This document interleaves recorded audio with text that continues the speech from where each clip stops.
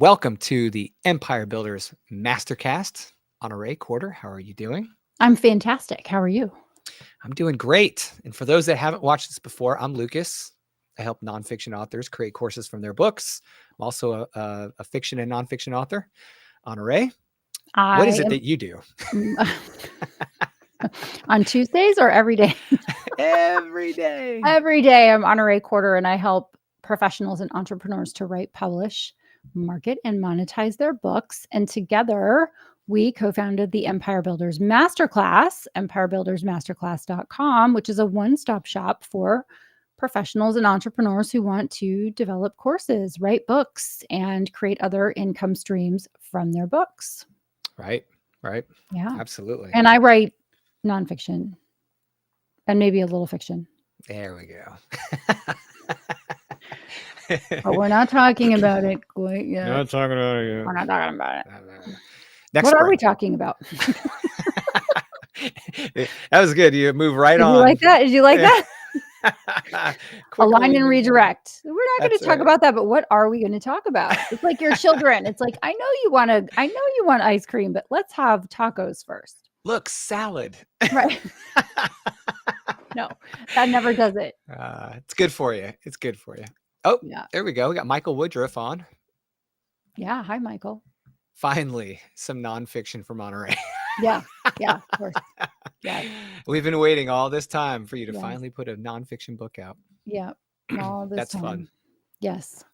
So Yeah. today we're going to talk about writers' conferences and how Oh, yeah. to, like, why you should do them, how you should treat them, like, how do you interact with people at conferences, especially if you're an introvert. Because, like, I mean, at least on every writer, nonfiction or fiction conference I've ever been to, if you're in like those Facebook groups, there's a huge wave right before the conference of people saying, hey, I'm not the extrovert in the room, so how do I navigate this space? Right. And then, what do you consider success? I mean, what makes for a successful event for you as an attendee versus someone that's hosting, right? Right. Yeah. So yeah, we'll dig into all those things. But Yeah. before we do, Okay. Yes. what have you been reading? What have I been reading? I have been reading kind of how-to manuals on things. Like How to change a lawnmower blade, how to change Yes. the filter in the Yes. So refrigerator. I wasn't going to say not reading for pleasure, but not unpleasurable. So I have a book I'm reading called Tim and Tom, and it's about Tim Reed, the actor Tim Reed, and his comedy partner Tom. And that's interesting because we are acquainted with one of the parties, the party of the first part. So I got a copy of the book because I thought it would be fun to read that. And if you don't know who Tim Reed is, anyone, do you know who Tim Reed is? I know of Tim Reed. Never met Tim Reed. Tim Reed Sr. was Venus Flytrap on one of the best shows of all time, WKRP in Cincinnati. So that's who I'm reading a book about, is Tim Reed Sr. I apologize. I do know Tim. I met him at the crawfish boil. Yes. So you met his son, Tim Reed, the Yes. second. Yes. Yes. Junior. Yes. Not yes. senior. I never met senior. I know of him. Right. know Right. of his I have son. not. I have not yet met Senior either. Now, he's in my backyard, apparently. He lives in Richmond. He does. Yes. Yeah. Yes. He's not far. So I have been reading a little of that. I have a Lisa Unger novel legitimately on the table next to the couch. But I've been doing some work stuff that I'll talk about maybe 6 months hence. So make a note. Note to self. I've been doing some experimenting. And so when I never really talk about things while I'm doing them. I talk about them in the rearview mirror so I can actually talk from a place of experience so that I can criticize people who do things like 1 time or 3 times and then they do a course on it. So Not that I've ever had anyone bring me those before. Not that I've ever had anyone bring me those. I'm like, how many before. times have you taught this? I always ask that question. They're like, oh, I've Uh-huh. never taught it. I'm like, okay, how many times have you done this? Right. Yeah. Right. So it's like, I'm a book marketing expert. How many books do you have? 1. How long has it been out? 3 minutes. Okay, perfect. So You're the absolute perfect person to be a book marketing expert. Anyway, I'm not going to talk about that stuff right now. So I've been reading books about what I'm working on in that area and this Tim and Tom book. And so I have a fiction book on the table beside the couch, but every spare minute I've been working because I love being an entrepreneur. I have to say that, and I don't think any of these folks watch, but I am very close to lots of people who have traditional employment. They just count the days for when they can stop working. And so this is how many years I have left, or this is how much time I have left, or whatever. And I don't have an end date. I don't have an expiration date on what I'm doing. I just every day I'm learning something and putting something new in practice and trying something new and outlining new books to write. And that would be a great idea for a series. We came up with a fiction series for Ken to write yesterday. He was like, what if I die? Because I was like, you can never die because we're working together, and working together is amazing. He's like, what if I die? It was on the EBM virtual. That's a great copy. title, by the way. What? What if I die? What if I die? No, that wasn't the book. The book was, what if he was the ghostwriter? It's like, then he would really be a ghostwriter. And I was like, that would be a really funny. It's like, we do have a ghostwriter, but you could never talk to them. He will just write your book and it will just show up. So anyway, I don't have an end date to when I want to stop working. Right. Yeah. I hope I don't have to stop working. Right. Like, I'm exhausted, but in a great way. Right. I woke up at 3:45 this morning and I was like, can I get up now and start working on my stuff? Because I'm super excited about it. Now, you and I are different creatures. I would have been like, why am I waking up right now? I need to be sleeping for at least 2 more hours. Well, but you're crazy. You go to bed a lot later than I do. That's true. That's true. Yes. And I mean that in the most respectful way. Well, I'm agreeing with the I'm crazy part. I mean that in the most respectful way that you're crazy. Yeah, I tell myself that at least 3 times a day, especially at night when I'm working, and I'm like, why am I doing this? I must be crazy. But it's so fun. It's so fun to figure something out, and it's almost like a piece locks into place, right? Yeah. It makes that sound. It's like, oh, that's cool. Let me dive more into that. So that's what I'm excited about right now. Awesome. That's what I'm reading. What are you reading? What are you reading since you went to a conference? I saw, didn't you bring back only 8 books? I did. I was hard. That was hard. You didn't take my suggestion? Remember no, I didn't. My pre-conference suggestion? Yeah, we can discuss that because that is an important part. If you're a participating author and you're not just attending, like if you're doing a book signing or sales or vending, especially if you're vending like for days, that would have been a whole different thing. My plan worked. It was actually kind of ideal for the circumstances. It would have not been a good plan had I had a table there for 2-3 days. Why? I wouldn't have had enough books. So, yeah, I would have needed a larger shipment of books. Right. And that would have changed everything. So, yeah. Did you vend? I only vended for 2 hours. I just want to go with a New York accent. But did you vend? But did you vend? But did you vend? I vended for 2 hours. It was they have like we could talk about it, I guess, a little bit, but like they have like an author signing opportunity. Okay. And so you need to bring books to sign. Yeah. And people are like, I want your book. And you're like, really? And they're like, yes, that's why I asked for it. hand the book over. Yes. And then there were some book swaps as well. So but yeah, so I did 2 hours of vending, which isn't like I didn't sign up for like the exhibition hall to be like a full-time vendor. Yeah.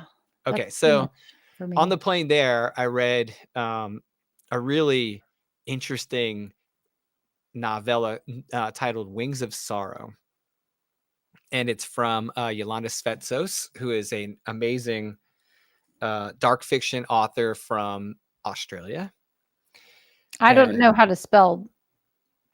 Yeah. Bless you. It's SFETSOS. Svetsos. Oh. Yep. Bless you. I know. Thank you. Excuse me. And she wrote a really I'm trying not to give any spoilers. Okay. spooky house on a cliff overlooking the ocean. There, can never leave. Figure out your family isn't what you thought it was, and you Okay. have to basically kill your husband because it's part of your it's part of your legacy, and you can't. It's Well, unavoidable. some days that's easier than others, but no. Yeah. Well, you and Byron are opposite sleep schedules, so it's a little easier. Yeah. Yeah. And I've been reading Shadow of the Hidden Oh, from a friend of mine, Kev Harrison, who's okay. a proud Shadow of the hidden Shadow of the Hidden. Hidden. Ooh. And you would or he classifies it. I interviewed him for my fiction podcast recently. He classifies it as adventure horror. And it really is kind of like a mix of The Mummy and Indiana Jones with a little bit of a darker twist. Okay. Yeah, it was a lot of fun to read, actually. And having been to that area of the world, because the book bounces between the countries of Turkey, Egypt, and Tunisia. Okay.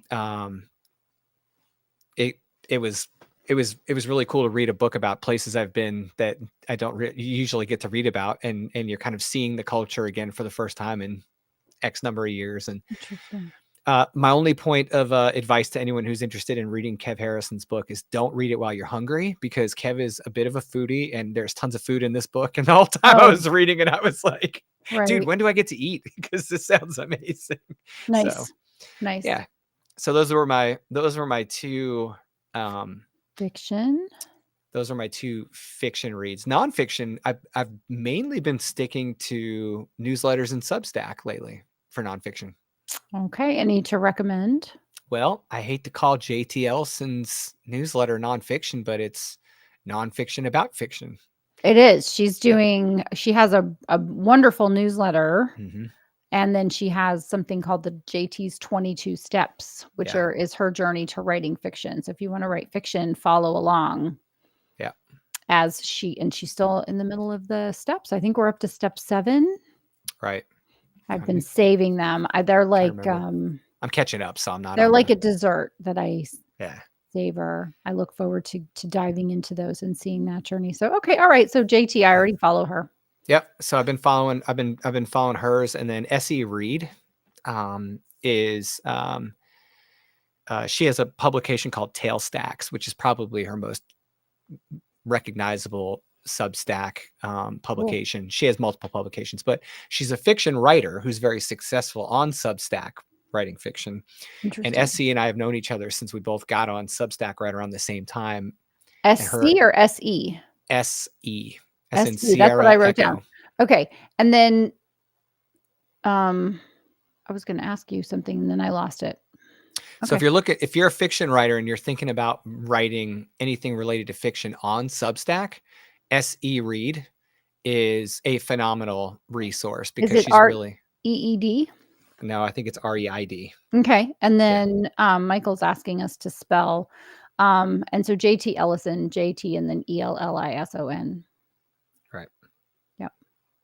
I highly recommend, Michael, that you subscribe to her 22 Steps. It's a paid, but it's very reasonable for the annual subscription. Monthly or annually, it's very reasonable investment, and you're learning from someone who is working on novels like 35, 33, 34, 35, something like that. She writes different series, standalone thrillers, series, just so good. And I love that she's not directly in my genre, even though I write thriller as one of the types of books I write. I don't write domestic noir, and she does. Yeah. And so it's nice to see the perspective of a traditionally published author writing in a different genre, but every word she says resonates with me. Yeah. And so it's not just like platitudes. She gives a lot of very good advice. SE Reed is SE Reed, REID. Oh, okay. Got it. And Tailbones is her publication. Tailbones. Okay. That's her other one. That's her main. We have Tailbones and Tail Stacks. Tail Stacks. That's right. 22 Steps. Steps like taking a step, STEP. 22 steps. Yeah. Okay, cool. All right. I'll put those in the Groovy. show notes when we're done later. Awesome. Yeah. So you want to talk about conferences? Yeah. So Author conferences? yeah. And so specifically? I would like to point out that there's 2 or 3 sides to this world. There are the people that host conferences, and those could be like large organizations like companies or Mhm. associations, or even individual businesses, small businesses that want to host a conference in their discipline or in their genre, depending on if they're writers or not. And so I'm involved with all these different conferences at these different types of events. And in some, I'm actually there as an author / vendor. Others, I'm there as a member of an association or a member of a group. And in some situations, I'm there just as a fan. Right? Yeah. So I think it's really important to kind of understand what the goal of this event is for you and your writer business. So if you're going to a conference, every one of them is an investment, a time and financial investment, and I have to justify it. It has to fit the why am I going to this event? Why is this a good investment in my work? Yep. Otherwise, it's purely entertainment / fun / hobby / whatever, right? But I'm not going to leave it with an expectation that it improves my ability to be a successful author or marketer or engineer or whatever, right? Whatever professional conference you're going to. Right. So I think you just like out on the outset, you kind of have to think, why should I go to a conference? Like a particular conference, like what is it going to do for me up here and for me in my work? And I also think you should think, what can I give people at a conference? How can I make it fruitful for them that I'm there? Because if we go with just thinking about ourselves, we fall short of actually the meeting the success part. So true. So true. Yeah. So anyways, I just got back from StokerCon, which is obviously Stoker is in Bram Stoker. It's hosted by the Horror Writers Association. And by all accounts, it is like a lot of other professional association events. It just happens to be a ton of horror writers, and some are traditionally published. A lot are traditionally published. Some are self-published. And then there's people that are kind of on the fringes of those two worlds as far as like application. You have everything from novel writers to short story collection writers to comic book writers. Oh. Yeah, there's like a really broad world. So I think one of the things I observed. Screenwriters? Screenwriters went. Yeah. Yeah. In fact, a couple of the panels that were, I mean, all the panels were full, but a couple of the panels that I heard a lot of people speaking about involved, how do I get my book into film? We had a director there who directed a Stephen King adaptation. So there was a lot of, how do I get an appreciation for that side of the industry, and what does that opportunity look like? So I guess that kind of introduces us. StokerCon isn't in the same place every year, is it? No, it's actually changed every year, which is probably a great thing, because it gives different people different opportunities year to year. Some people just can't afford to fly all the way to San Diego from the East Coast or whatever. And where is it next year? Next year, it's in Stamford, Connecticut, which is just north of New York City. It is. Yep.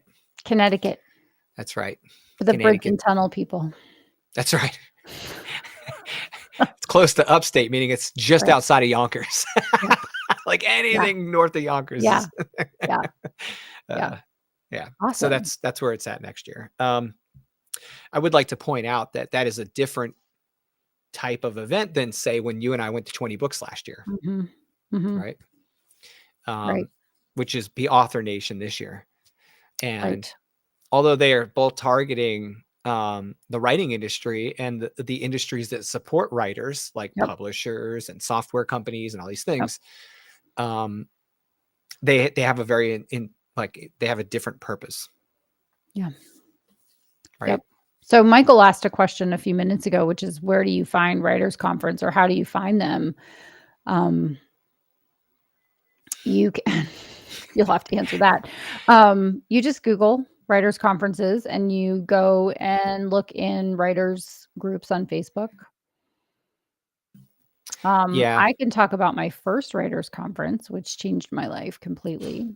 Are you answering the how did you find it question, or because I've got one more thing to add to that if you're done with that answer. I will answer that as well, but go ahead, Okay. please. I was just gonna say, like, keep your eyes peeled on social media for where the other people in your industry are gathering. Yeah. Right. Like Yes. if people, like almost every conference I've attended, it's because I've seen that the right people that I want to be around and the people I want to learn from are going to these Yeah. events. Yep. And the readers are going to those events as well. Yeah, that's so interesting. Before I run my mouth, who did you fangirl over the most? Was there one particular author that was there that you were like, oh my gosh? Yeah, it was actually kind of funny. Jonathan Mayberry has been at a lot of Oh, I know him. Yeah.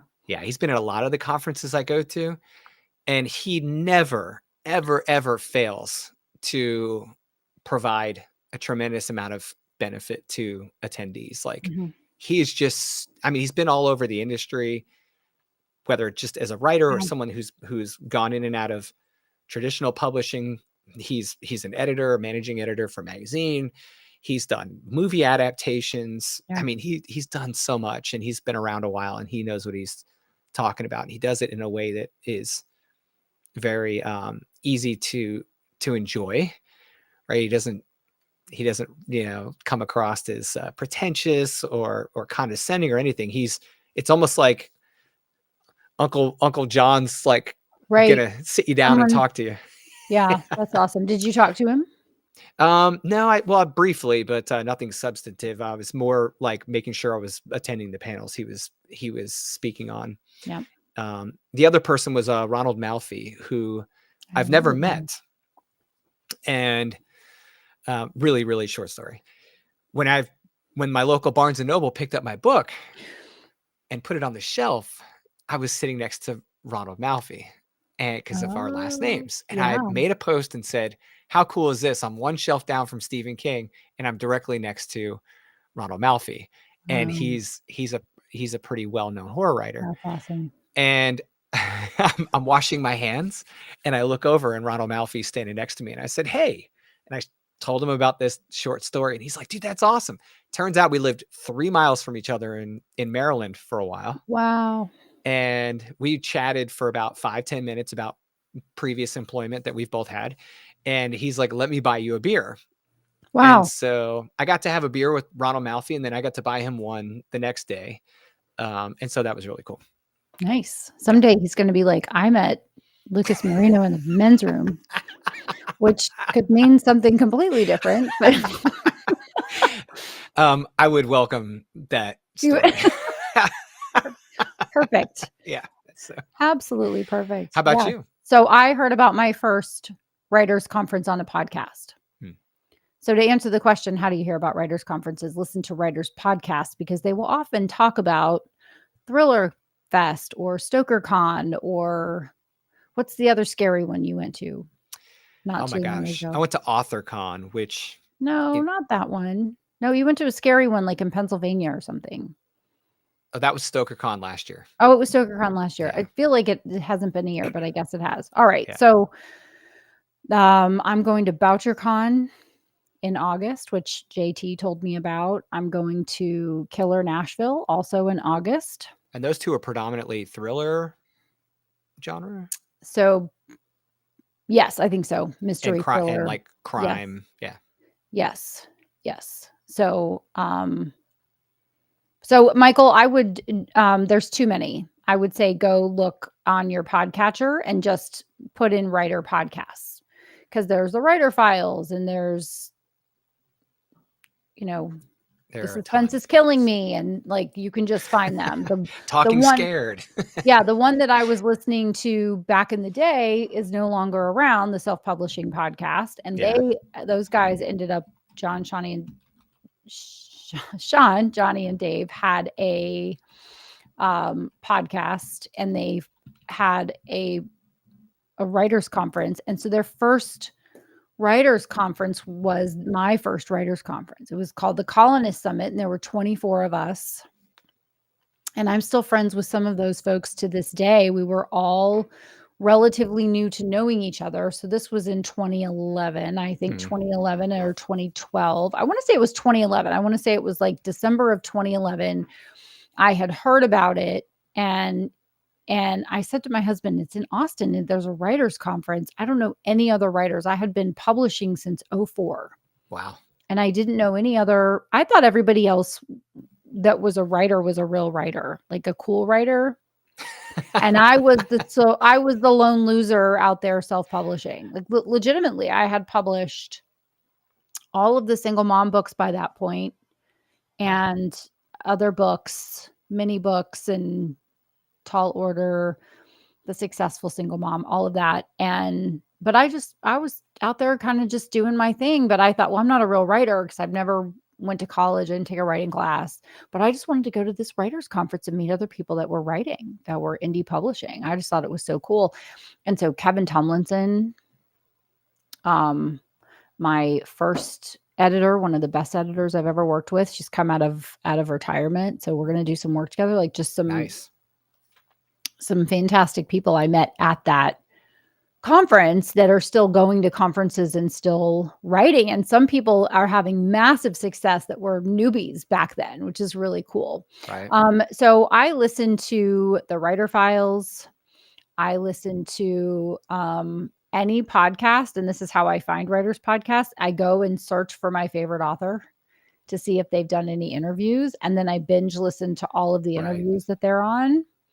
Let me just look really quick because we had a question. So while you look, I wanted to tell Michael, you really need to think about the type of, like, the focus of this of the show. Like I'm in particular, I have a couple that are like writer, like not genre specific. Right. And then I'm into like niched podcasts, like this Talking Scared, and Books in the Freezer, and those are great like horror podcasts. Yes. That's awesome. But I'm trying to remember. Well, so I have my list here. Okay. Storytellers Rule the World, which is for like subscribers or subscription author services. They're great. Go ahead, sorry. So Writers Inc., the Writer Files, as I've mentioned, Writer's Routine, which that guy's British. He's got a really cool accent. The Profitable Writer by our friend Kent Sanders. First Draft Friday. And then the Get Cozy podcast, which is what you said, specific to genre. So the cozy mysteries. But I have found a lot of really cool, I think that's it. I found a lot of podcasts just looking for authors or people I'm interested in who have been on a podcast. I'll just go put in their name and then podcast episode. Yeah. And then just listen to those podcasts. And it's helped me to discover podcasts I didn't know about, which is such a problem. Right? It's like getting my 2 Audible credits every month. It's like, you now have 8 available credits and 400 books you've never even started listening to. Yeah. Please shop again. We're so happy to see you. Right. So that's all right. I think that, and this is just my perception, I can listen to some authors and they're a master class in what to do. And if you're listening and paying attention and writing things down, they're really dropping gem after gem after gem after gem. And I've been on the treadmill at a traffic light, opening the notes app on my phone and just taking notes, going, oh, that's a great idea. Oh, that's a great idea. I need to do that. I need to blah, blah, blah. So anyway. Yeah. So if you follow those podcasts, oftentimes the hosts of those podcasts are attending these conferences. They are, and they're talking about them. They're sponsoring a booth. They want to talk to you. Yep. Sometimes they're hosting a conference. Go even if you're an introvert, because I'm an introvert. So the person in me who wants to connect with people is like, yay, a conference. I have these 2 conferences that I signed up for like the end of last year in August. I'm like, yay, conferences. I'm even speaking at Killer Nashville. But then as the dates get closer, I'm like, oh no, I want to go out and see people. Whose idea was that? Why did I sign up for that? What's going on? Gotta leave my house. Well, I'm speaking on Saturday. I have to do the same 30-minute presentation 4 times. And I got talked into it. Yeah, Are it's they not about writing. Are It's they not like about writing. courses? Like you're giving a class? Yeah, I'm doing a class Okay, gotcha. on something, and I'm not speaking about anything I normally speak about. Anyway, I just got the email this morning, and they're like, "You're speaking 4 times." So I'm giving the same presentation 4 times, 30 minutes each, to 4 different groups of people that are rotating. And I was like, "Oh my gosh, I'm going to drive with a car full of people for 90 minutes." Yep. So that's all the peopling, and then I'm going to go people for the whole day and do all the speaking. And then I'm going to drive home with all the people. And so my husband was like, "So are we going to go do this thing on Saturday?" And I was like, "Absolutely not. I will be dead." Well, I think if you're, if you're wondering what, like, you're talking about giving a class, right? Yeah. Like people can, some conferences you can get paid to give a class Correct. like that. Correct. Yeah. Yes. In other conferences, particularly for like associations, they might retain that money for the association. Right. Or sometimes there's a revenue share. But I've been to professional conferences where they gave me an opportunity to do a workshop, and they were like, this was like for engineering stuff. Me and a friend who were both independent consultants partnered up and did a workshop where we took his stuff or my stuff and led it into his stuff and say, hey, look, these two can go together. And we were able to financially profit off of that. I did learn a very valuable lesson during that con. Do tell me. Do not print at the conference center. Oh, yes. That would be $9.57 per page, double-sided. Oh my gosh. Yeah. I could have bought boxes of books for the amount of money I paid for like 10 handouts, because they were bound and pretty and everything. I wanted to be professional. That's what you get. Yeah. I should have just walked down the street. So, I was like, I will never make that mistake again. But anyway. So you can get asked to speak at a conference, which generally does not come early in your career, unless you're someone like Lucas, who is a doctor, and has already published 2 nonfiction books and 2 fiction books and has more in the works. So I understand you were on a panel at StokerCon. I would like you to talk about said panel. I was, and the invitation process for that is a bit of a mystery to me. Okay. When you apply to attend this event, because it is for the Horror Writers Association, almost all the members who apply are members of the association. There are people that are not members of the association that apply. So I think what happens is I think they look at what type of member you are. And they look at your profile and say, oh, look, this person owns a small business. This person publishes and sells nonfiction and fiction. And this person has a platform, right? Because I have my podcast listed on that bio. So I guess the moral of the story there is if you're going to an event where they have access to a bio of yours and you're applying and you're interested in doing a panel or anything like that, make sure you don't keep information out of there that could be beneficial to their decision making. You may not think the podcast has anything to do with it, but it absolutely did. The other thing I think was, which one? The suspense is killing me. Right. Well, I listed that I'm co-founder of the Empire Builders Masterclass was listed on there. Okay. I also mentioned that we help nonfiction writers do all the things. So I think when they looked at my profile, they said, wow, this person kind of stands out as a unique entity. They probably went and looked up my stuff. They may have actually listened to the podcast. And then I was invited to a panel. So what was the panel? It was about book marketing, which kind of surprised me because I was like, are you okay, are you sure? Are you sure? That's funny. And the people that were on the panel, it was an assortment of people. You have written 400% more books than most book marketing experts. So. Yeah, just never a book about book marketing. That's all right. That's okay. So, but it was interesting. I think they were looking for just a little bit of a diverse panel.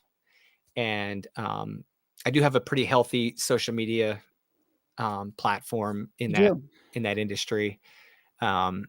And I can't vouch for this, but I think just being a nice person and having a reputation as being someone that's an Easy to work with. educator and easy to work with is Yeah. probably helpful. You didn't send them your writer? I need vanilla scented candles and white M&Ms. Yes. Yeah, we need salmon I need delivered. Pavarotti playing Yeah. at the actual Pavarotti. Yeah. That reminds me of Axl Rose, back in the late 80s, early 90s, had a reputation for that. But anyways, so being able to speak on a panel was a little intimidating in this instance, and I'm almost never intimidated by speaking on a panel. Oh, tell me. And I think it was because of the fact that it wasn't necessarily a panel where I thought like, oh, I'm the obvious selection for that. Oh, interesting. Right. And I think you underestimate yourself. Well, I probably realized that after the panel, to be honest. Okay, cool. All right, good. Yeah. I think going into it, I was like, okay, like I'm probably the least experienced of the panel members on this topic. But then I realized I'm in a totally different side of the industry than they are. Well, and you have quite an interesting background and you have a lot of street cred that thank you. That you're welcome. That transfers over. Right. Yeah. Which is why I think in 10 years, Ronald Malfi is going to say, I remember when I met Lucas Marino. I'm just saying, we're recording this. It's live, but it's also going to be recorded. It's going to be here for all time. And if there is one thing that I learned from Will and Grace when it was on originally was the Told You So dance. Do you remember the Told You So dance in the song? No, I do like Will and Grace, but I don't remember that. Yeah. So I'm going to wait to sing it because singing isn't my specialty, but you could Google it if you want to know what it's going to be like. Well, if this happens, are you going to sing it? Yeah. Okay. I'm going to, yeah. Of course now I'm motivated to make it happen. This has to happen. Come on, everybody. We have to do this together. That's right. We're going to do it together. Perfect. Yeah. So how do you think about which conferences to go to and what's your position? Because I have a very strong thought process and position on going to conferences and why I go or don't go to different things now at this stage of my life and my career. Yeah, I'm funny about this because I'm not it's an opportunity cost, right? I hate to just boil it down to being a business owner kind of mindset, but I'm one of those people that could have fun anywhere at any time with almost anyone. So I have to be really careful. I'm also a yes person. I like to do things. I don't want to miss out. FOMO is a real thing for me. I like to be involved. Yeah, I could have been a contender. So for me, it's Michael. Yeah, Michael's, and I'm like intentionally not talking well about myself in the chat. So so bear with me. And guys. I can't get to the chat, so we'll address that later. Yes, ma'am. So I don't know. Michael. For me, it's like, why am I going to this event? First of all, it should not just be to sell books, although that is a huge part of it, right? If the event is geared around that, like AuthorCon, you want to get a table. They sell out in 3.5 minutes. You want to be in the room selling your books because it is a huge reader event. Tons of readers go through there. So if you're looking at a way to make money off of book sales, attending conferences as a bookseller, as an author selling books, is one of the ways you can easily do that. I say easily. It's a thing, right? There's a lot of work that goes into getting a table set up. Oh my gosh. You have to have a banner and you have to have shelves for tchotchkes and you have to know how to say tchotchkes. You have to know what they are. You have to buy them. You have to transport them. Yeah. There's a lot that goes into being a conference bookseller, right? It's almost another set of skills. There's the writing set of skills. There's the marketing. There's the publishing. And then there is the vending. Also, I'm not probably ever going to be confused as being an introvert, right? Like most people meet me and they're like, this person's not a hard up introvert, but Honoree knows me very well. She knows I'm an ambivert. I kind of have my moments. I was in the middle of AuthorCon. I was running low because it's a very social thing to be to be, if you really want to maximize your opportunities You to got to meet go as talk many to people. people. Yes. Yes. So am I going to an author event where it's all authors? Then it's a different type of networking opportunity. If Right. I'm going to an author event where it's authors and readers in even or close to even distribution, then you're going to have totally different types of conversations. So I look at all those conferences and go, who am I actually going to interact with at the conference? Am I Yeah. going to sell books or not? And is this more of a learning rather than a doing type event? All Right. of that goes into my equation. I can't afford to do all the learning events all year round and never do any of the book selling events. If I look at book selling in person as a key Right. means of bringing income into my author business. So you Right. need to kind of think about what type of author business you have, and if you want to be an in-person seller of your books, Right. right? And does No. this right? Some people are not, right? So and No. you and I have seen the video or No. you and I have seen the success stories of people make $50,000 a year selling books at conferences. It's kind of like, to me, the equivalency of being a professional speaker. Yeah. It's You know, just it yep. it's not for me, but it is for someone. Thank goodness. Some people Yeah, really love it. They really love that. I can talk to how I look at conferences at different stages of someone's career if that would be helpful. absolutely. Yeah, so I think when you're beginning, and this is one of those hindsight is 2020 things that I wish someone Mhm. had told me, is because you said, "Why are you going to the conference?" And I think there are probably 3 stages that I can identify initially, and there are Mhm. probably more, but the 3 are you're a beginner, you're in the beginning of your career. In this case, the beginning of your writing career, but I think this is solid advice for across all um, all jobs, all career paths. So the first one is you're a beginner and you'll want to go to conferences to learn and to network, and you want to get to know the 3 levels of people. The people that are in the front of the room and they're teaching. So those are the people that are hosting the conference and the people that have been asked to speak at the conference because they're up there for a reason. Mhm. You'll also want to vet them to make sure they actually know what they're talking about, because sometimes it's a um all is not what it seems. Let's just say that, right? You want Right. to make sure that the person who is the the the marketing expert actually has a marketing book, right? That they actually Right. have some credibility, right? Right. Okay. Um, and you want to, in that instance, you want to at least make eye contact and just introduce yourself, put yourself on the radar of the people that are in the front of the room. Just go up and say hi, thank them for speaking. If you really want to be super awesome, send them a handwritten thank you note, a copy of your book, something like that after the fact. Then simultaneously, you want to be getting to know the people in your year group. It's very interesting if and I noticed this when I would read about celebrities or watch about celebrities, is that people get to Hollywood at the same time and they grow up together in their Mhm. career. And your network is your net worth.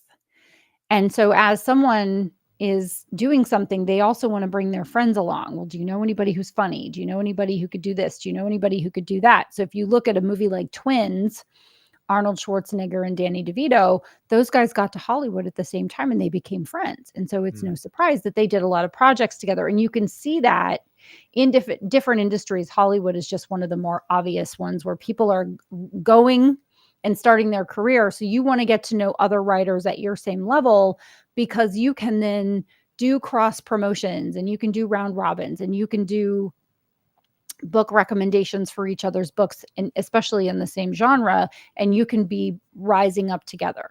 You'll also, so then at some point you're not a beginner anymore, you're more of a mid-lister. You're someone who's in the middle of their career and still writing and still aspiring and still growing, and there are people who you have not met that are in your same kind of year group or class, as it were, and you're going to want to know the people who are in the front of the room and the people who are just coming into the room, because you want to pull people forward and be beneficial to those people. You want to know everybody, all the way around, right? Mhm. And so then ultimately, you may be lucky enough to still be around to be an OG, right? So 10 Right. years from now, you'll be an OG. And you may be in the front of the room and you see the same people on the way down that you saw on the way up. So you want to maintain your newbie, I have a lot to learn, I'm still a nice person, eagerness, even when you have some success and some credibility. Right. You want to have a good reputation for being easy to work with and for being nice and for being someone who is able and willing to help people and to kind of pay it forward, because those are the same people that are recommending your work and talking about you. And it's funny because there's a famous football player and I met him at the what's the bowl in Hawaii that they have every year after the Super Bowl or before the Pro Bowl, maybe? Yeah. He was at the Pro Bowl and I met him and I didn't have anything but $1 for him to sign. And it was for my then stepson. He was so rude. So rude. And so every time I see him on TV, I'm like, that guy. Right. Right. But I have met famous speakers in elevators and in, famous authors and other people in different places. And they're gracious and lovely and they've become friends, or we've been friendly with each other. Or we know each other in some way. And it's always good to have a reputation of being someone who's nice and who is willing to do things, because those opportunities come later. So once you have gone and you've learned, you'll probably get to a point where when you go to conferences, it's not so much about the sessions that you're attending. It's more about being in the lobby. So I'm in the lobby where the snacks are. I went to the candy bowl at 20 books like 87 times. And after a while, they were like, well, we saved the ones you like for you, which are the big Tootsie Rolls, the big fat Tootsie Rolls. Right? And the Kit Kats. I want the Kit Kats. And the Kit Kats and the Snickers, right? So I'm all about the candy bowl. But I would hang out in the lobby and I just ran into people that I've known for 10 years. And there was a big opportunity that came out of that for me, which is Plotter. I met Cameron Sutter through Kevin Tomlinson. You were there when that happened. And we got to have him on the show. Yep. And not this Saturday, but next Saturday, we're hosting a webinar because we've added the process that I put in Write Your First Nonfiction Book in Plotter. So Plotter now has that process in the app.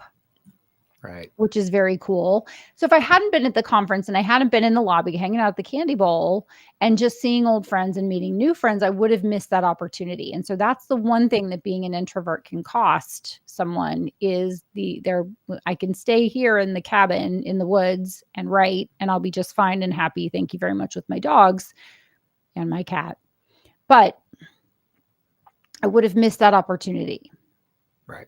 It's important that we go back to what we talked about earlier, which is, why are you going to go to the conference? And so now when I go to a conference, it's really just to hang out in the lobby. I don't necessarily want to go to the sessions, although when I go to these fiction conferences, I'm probably going to be in, how do I write a story? How do I write a scene? How do I write dialogue, right? I'm totally new. I'm just learning all the things. And so I want to learn all the things. Right. But I also will just be hanging out and meeting people. And it's a small, small world. Everyone knows everyone, except everyone doesn't know everyone. So you're only 1 or 2 degrees of separation from anyone in the world. So we all know I'm 1 degree from King Charles and 1 degree from Snoop Dogg. It's only 1 degree. It's only 1 degree. That's great. That's fun. So you're very close one way or another to anyone that you want to know. And also what Michael said is, don't let your success inflate your ego, right? Yeah. Right. You never know who's got a pen. You never know who can go, wait a minute, hold on a second. Settle down. You're not that important. And I always say, that, and, now $7 gets me a Starbucks, right? They're like, oh, you're so whatever. And it's like, yeah, that and $7 got me a Starbucks drink that used to be $4. Anyway. So that's how I look at conferences is I now don't really want to travel unless it's on a private jet, and I don't have one. So Ali has them, but yes, I don't Ali have does. them. Yes. I don't know anyone but Ali that does. Right. Perfect. But I also know that if I don't get out and go, I'm not going to meet really cool people that I'm going to be glad I got out and met. So I will go and I will sign up for something knowing that it's 10 months away. And I'm really glad it's 10 months away. And then when it's 10 minutes away, I get like, I don't know that I want to go, but I'll make myself go. And then I go and talk to the people that aren't talking to anyone, that are standing there wishing that they were feeling courageous enough or friendly enough to, not friendly enough, but I think what I've heard from some people is I would really go talk to people, but I don't know if they're friendly, and they seem to already know lots of people. So I don't want to intrude. I don't want to overstep. All that kind of stuff. So I'm always the person that's like, who's that guy in the corner? I'm going to go talk to him. Right. Or who's that person? And I've met some really cool people that way. And I also think that writing specifically, and this is different from, I said, the conferences and the advice I'm going to give is very usable everywhere. But specifically for writers, what we do is by ourselves. We're hanging out with our pen and our pad of paper, our notebook, our journal, or we're staring at a screen. And there's no one else who really understands it quite like another writer. Right. And no one else who will talk about word choices and nerd out on all of the things quite like someone else who's also got the same goal. And the same desire to be a writer and to master their craft and to crack the code on book marketing and that kind of thing. And so in as much as I have very good friends who are wonderful and I love hanging out with them and we have a great time, like they do not want to ad nauseum talk about whether something is going to be in chapter 2 or in chapter 3 or what new book marketing thing that I've come up with or what book project I'm working on. Like they just kind of go, oh, great. Can we ask Honoree about books again? That's fantastic. so it's really helpful just to go make friends who have the same goals as you do and build a community in that way. And writers' conferences are the fastest way to get in relationship with people. You can do it online, but IRL is the best way. Right. Yeah, I like your point about not like just talking about craft every time you run into somebody, because like it was kind of like I kind of made a promise to myself, like when I get there, if I run into someone that is someone I've never met before, and there's someone of a significant position in industry, I want to be very casual with them, but respectful, because I want them to be at ease and not to feel like I'm just pinning them down to ask them questions or talk to them about things. Right. Those people will naturally bring up topics related to you and your work if that's what they want to talk about. Otherwise, I don't push that. So ironically, like Ronald Malfi has no idea what my book titles are after that conversation. We didn't talk about it. Right. We were in a circle of friends, just enjoying some late night beverages. And the host of the largest horror podcast probably in the world right now, Talking Scared, pulls up a chair. Now, I know of Neil. We've talked on social media, but we don't have like a in-person relationship. He's never interviewed me for his show or any of those things. Not yet. But he has interviewed 2 of my friends. And so he was comfortable coming and just pulling up a chair and saying, all right, what are we talking about? Like, what are we doing? And we all had a really good time. That's how all of that happens. Right. And we were just having a great not related to any of our work conversation. That's right. And it really kind of set him at ease to be able to just talk about something completely different. And he was probably looking for a little bit of an escape as well from having to talk about the same thing he probably gave two panels on already that day. So people are so much cooler than others give them credit for sometimes, but also if you're looked at as an opportunity, that isn't right. I mean, Yep. That's Byron not what you want to do. Right. Byron and I have talked about how in Nashville, there's the Nashville nod. If you see someone who's famous, and a lot of famous people live here, if you make eye contact with them, you can just go, "What's up?" Right. But you don't go and go, "Oh my gosh," right? Because it's very disconcerting. Yeah. When someone is too overly continuously complimentary, it's like, now I have to live up to some imagined person Yeah. Right. And this is just in my own little microcosm. I've had it like a super little tiny bit, right? I can't imagine what it's like to be actually famous, but I have been Right. around people that are ridiculously famous. I had a client who was so famous that people, like, we had 6 or 7 different people come up to our table during dinner and ask for autographs, and he was super gracious and all of that. But I can't imagine what that would be like for people to just constantly be like, I don't mean to interrupt while you're eating your Right. stroganoff, but While you're talking to someone. while you're talking to someone at dinner by yourself. Yeah. Right. So just if you can try to connect with someone on a personal level. Right. And sometimes I'll meet someone and I'll just go, I'm a fan. Right. And Yep. that's also something Michael just said, when you look up to someone, remember that they began somewhere too. And Right. the difference between where they are and where you are is just time and intention and putting in the hours. Right. Yeah. Famous There's people are Pops just people. Hi, Pops. from Baltimore, Maryland. Hello, Baltimore. Come in, Baltimore. Yeah, he's doing some great work right now for the U.S. Coast Guard. Nice. Thank you for your service. That's right. Yeah. So Boy, do they need anyway, I think conferences are a great place to meet those Mhm. people who you might not otherwise have the opportunity to meet. Right. And I like to send notes to people who have spoken at conferences and just thank them for putting together their presentation. And I get emails back. Mm. Yeah. Yeah. I mean, that's nice to Yeah. receive. Yeah. You know. Right. Yeah. I mean, You I had have one to do lady. a little work. Sure. You have to do a little work. Like, what's their mailing address? How did that happen? Right. And right. But every time I go to a conference of any kind, Look up their including email the one I'm address when you get speaking back. at, well, I just look up their email address. I Yep. look up their website. I look up their contact me page. I go to LinkedIn. I mean, you can basically find anyone if you're willing to put in enough time to find someone. And sometimes I just will send them an email and say, I'd like to send you something in the mail. What is your best mailing address? Right. So the last person I said that to was like, to England? And I was like, absolutely. Last I heard, they take mail over there. It won't be a book. I will send you a kidney. It's cheaper. Yeah, it's cheaper than sending a book. Yeah. Yeah, be a safe stalker. Be a Thank you, safe Mike. stalker. Yeah, That's good. just be nice. Just be nice. You never know. I've made some really great friends who happen to have done things in the world that you would know just because I was friendly and nice to them and didn't get crazy, didn't go fan person on them. And actually, I avoided the topic until I felt like there was an opportunity to have a conversation about it. Tell me about this or tell me about that. If you'd like, and if you don't want to, that's totally fine too.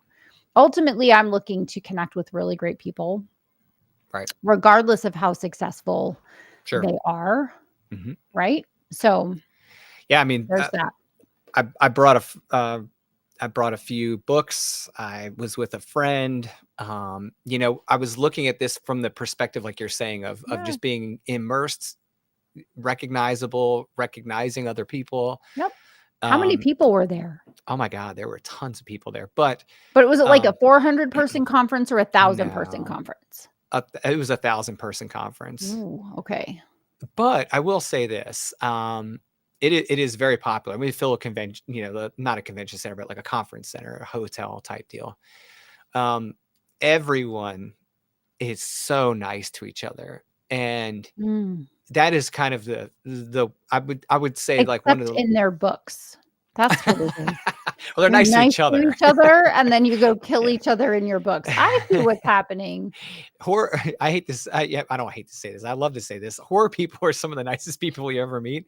It is a very diverse group of people from all different areas, all different walks of life, but 9 times out of 10 or even better, everyone is just super cool to each other. And awesome. I think that if you're going to look at a conference, you need to really think about, like you were saying, who are you actually networking with?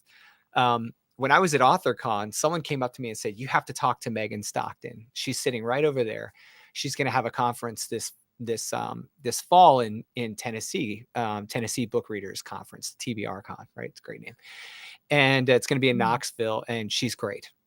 You need to know her. So I went over and introduced myself and said, hey, anything I can do to help you with the conference? Because I knew it was her first time kicking it off.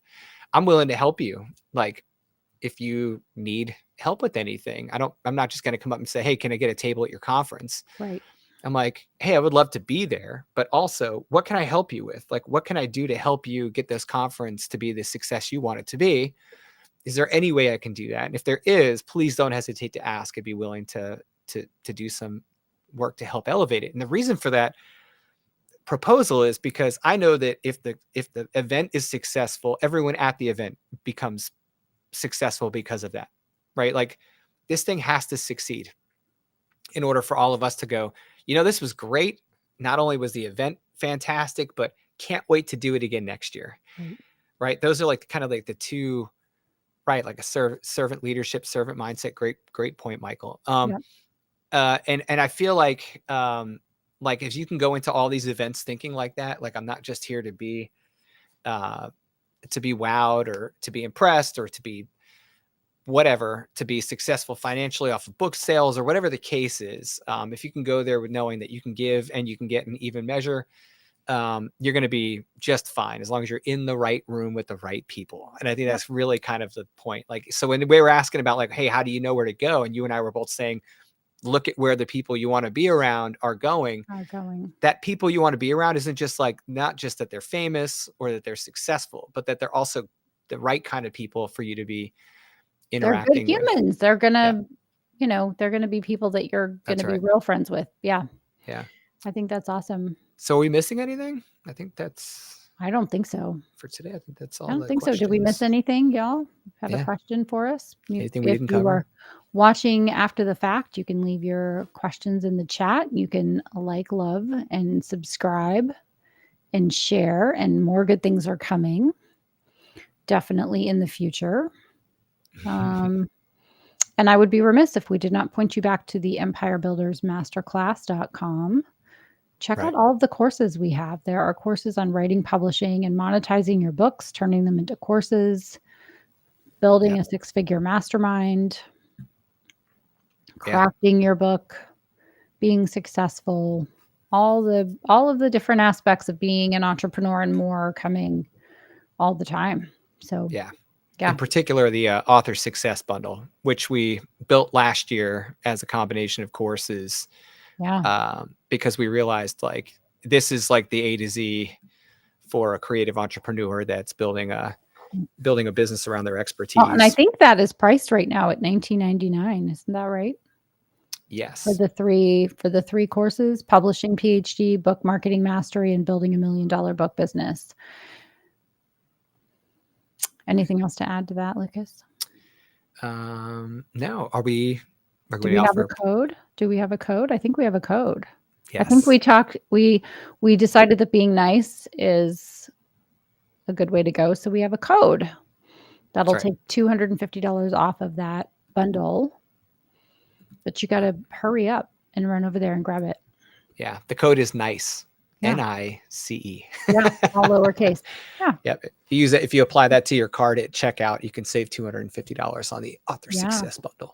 So now you're saving $1,250 off of $3,000 worth of courses. So love that bundle. And the cool part about this bundle is that you get the publishing PhD course, the book marketing mastery course, and the building $1 million book business courses, like all of that together. So you just enroll one time and you're in. So. And you get to come. It's all self-paced, blended learning. And I have a live Q&A 12 times a year. And the one this month is next Tuesday. It's the second Tuesday of every month from 1 to 3 Central US time. And people come from all over the world to ask questions and get answers. That's how we ended up here. Yes, that's exactly how we ended up here. So I was like, I like that guy. He's nice. Yeah, I was like, you're Honoree Quarter.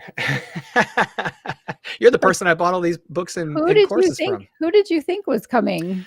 I don't know. For some reason in my brain, I wasn't thinking you were going to be the person I was meeting at the... That's so funny. I hear that. It's actually you. You're doing it. It's really actually me that's doing it. Yes. And you were like, you measured up to the book because I didn't know you. So when I read your book, I was, in your mind as a reader, you kind of have this voice and you have this perspective that you gain. through the reading of, Mhm. you're getting to know the author and they have no idea, that this Right. experience, what that's like for you as the Yeah. reader. And then I met you in the publishing PhD live Yeah. Q&A. So Yeah. So funny. That's so funny. awesome. All those years Yeah. ago, Oh my gosh, here we are. we were just little tykes. We were, but did you vend? And now we're vending. And now we're vending. Yes, we are. All right. All Well, right. thank you, everyone. Please do leave your comments. Thank you so much. Say hi to Frappuccino. She couldn't wait 30 more Hey, seconds. Frappuccino. Yeah. It's like, Honoree has a tail. I, It's like, boop, just popped right up on the you chair. don't know. All right, You don't guys. know. We'll see you next week, Thursday, live. Yes, we'll see you next week. Thanks, everybody. Thanks, Lucas. Take it easy. Bye.